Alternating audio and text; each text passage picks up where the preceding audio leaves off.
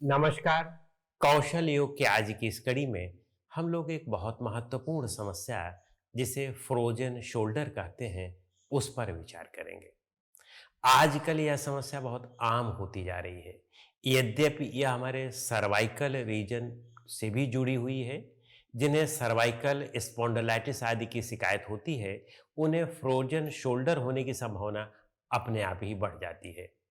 और यदि जिन्हें यह समस्या नहीं है, उन्हें भी फ्रोजन शोल्डर हो सकता है, क्योंकि शोल्डर में धीरे-धीरे जब कमजोरी आनी शुरू होती है, हमारी जो जीवन शैली है, जब वह बहुत निष्क्रिय होने लगती है और हम कोई काम-धाम नहीं करते हैं, बस केवल बैठे ही रहते हैं, केवल बातचीत ही करते हैं, केवल मानसिक परिश्रम ही करते हैं, शारीरिक परिश्रम नहीं रह जाता है, तो उस स्थिति में फ्रोजन शोल्डर हो सकता है। या हम बहुत ज़्यादा कंप्यूटर पर काम करते हैं, तो उस स्थिति में भी फ्रोजन शोल्डर हो सकता है।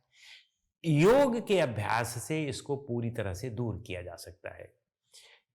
यदि हमें फ्रोजन शोल्डर की समस्या हो गई है और बहुत तीव्र दर्द की स्थिति से हम गुजर रहे हैं, तो उस स्थिति में तो बेहतर है कि पहले हम फिजियोथेरेपी आदि करवा लें और आराम कर लें कुछ दिन।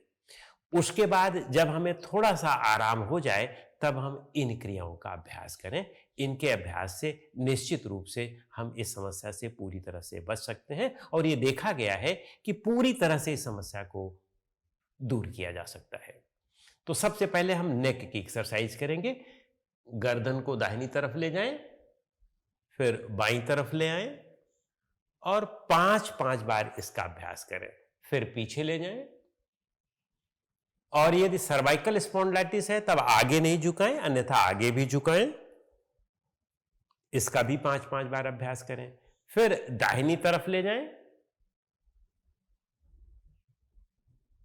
बाईं तरफ ले जाएं, इसका भी 5-5 अभ्यास। फिर रोटेशन करें, 5 बार क्लॉकवाइज, 5 बार एंटी क्लॉकवाइज।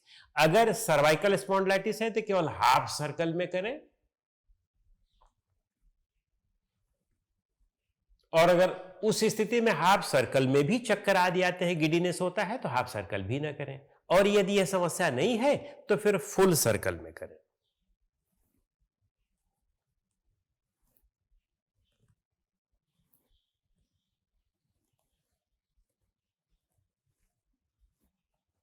पांच पांच बार इसका अभ्यास किया गया।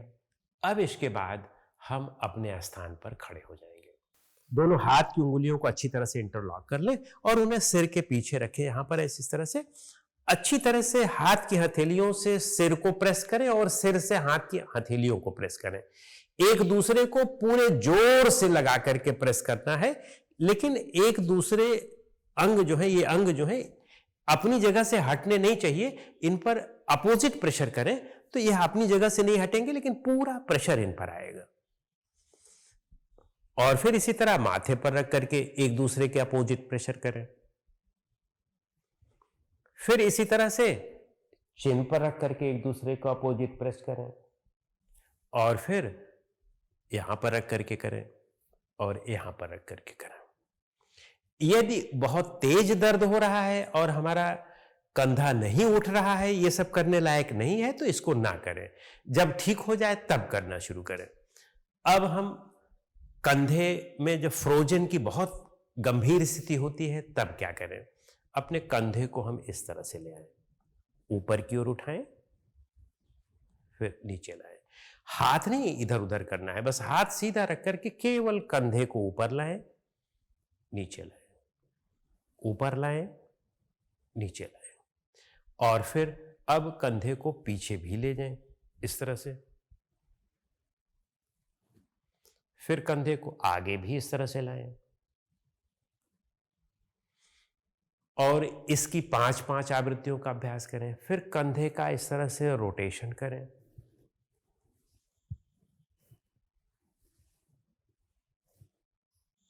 लेकिन पूरी सजगता और एकाग्रता के साथ हमें सजगता विकसित करनी है, क्योंकि रोग का मूल कारण सजगता की कमी होता है। इसका अभ्यास करें और फिर इसके बाद अपने एक हाथ का रोटेशन करें, आगे की ओर ऐसे ले आकर के ऊपर उठाएं और फिर धीरे धीरे पीछे की ओर ले जाएं। अब देखें, जब फ्रोजन शोल्डर है तो आप इस तरह से नहीं कर पाएंगे, फिर आपका हाथ इस तरह से उठेगा, इतने ही उठेगा। तो आप इस तरह रोटेशन करें, इस तरह का रोटेशन करें, क्लॉकवाइज भी करें और एंटी क्लॉकवाइज भी करें, और फिर यही चीज दूसरी हाथ से भी करें।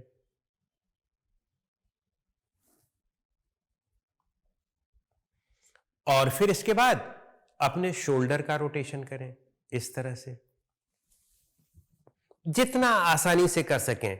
वास्तव में जब हमारा शोल्डर ठीक स्थिति में होता है तब तो हम इस तरह से इसका रोटेशन कर सकते हैं, लेकिन जब यह फ्रोजन की स्थिति में होता है तो हल्का सा आप इतने कर पाए तो इतने करें, बस केवल उसको हिलाना डुलाना है, वह फ्रोजन न रहे।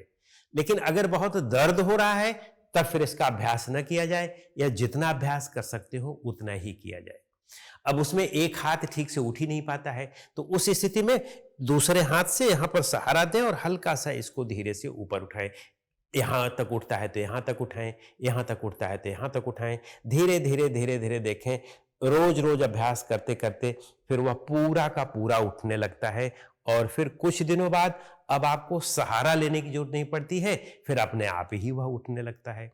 तो आप इसका अभ्यास करते जाएं और फिर देखें कि आपके कंधों में अब प्राण शक्ति बढ़ती जाएगी, और जब कंधों में प्राण शक्ति बढ़ती जाए तब आप अपने दोनों हाथ को इस तरह से पीछे लाएं और इंटरलॉक कर लें उंगलियों को, और धीरे धीरे अब हाथों को ऊपर की ओर ले चले ऐसे, और आगे की ओर आप झुक सकते हैं। अगर स्लिप डिस्क स्पॉन्डिलाइटिस ना हो लंबर रीजन की या लोअर बैक की, तो आप आगे की ओर झुक सकते हो, फिर धीरे धीरे हाथ को ऐसे ऊपर उठाते जाएं।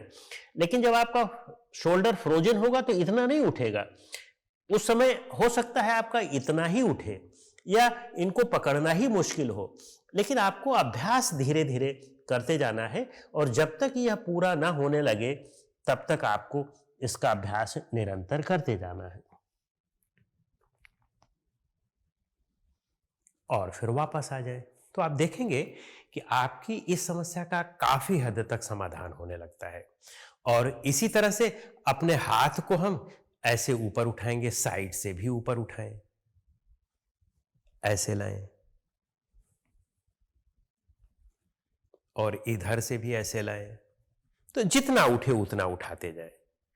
बस ये ध्यान रखें कि हमें थोड़ा बहुत तो व्यायाम करते समय दर्द होगा, लेकिन ज्यादा दर्द नहीं होना है, हल्का हल्का दर्द सहते हुए हम उठाएं, और जब जहां ज्यादा होने लगे वहां रोक लें। तो इन सब क्रियाओं का यदि आप अभ्यास करें तो निश्चित रूप से आपको इस समस्या से मुक्ति मिल सकती है। और धीरे धीरे जब मुक्ति मिलती जाए, जब देखें कि अब कंधे आपके अच्छी तरह से काम करने लगे हैं, तब फिर आप सूर्य नमस्कार अपने अभ्यास में जोड़ लें, भुजंग आसन जोड़ लें, धनुरासन जोड़ लें। इन आसनों को जोड़ करके आप पूरी तरह से अपने हाथों को स्वस्थ रख सकते हैं।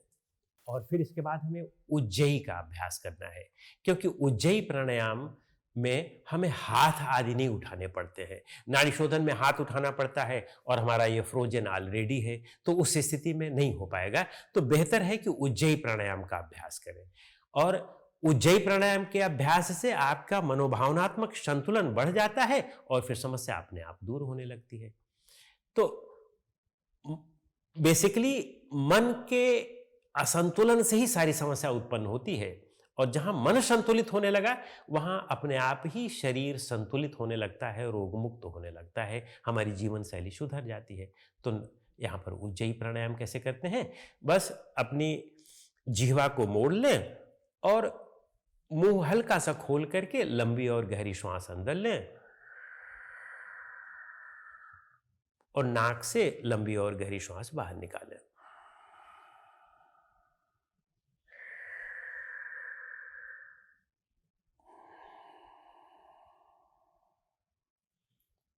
तो इस तरह से यह हमारा उज्जयी प्राणायाम हुआ।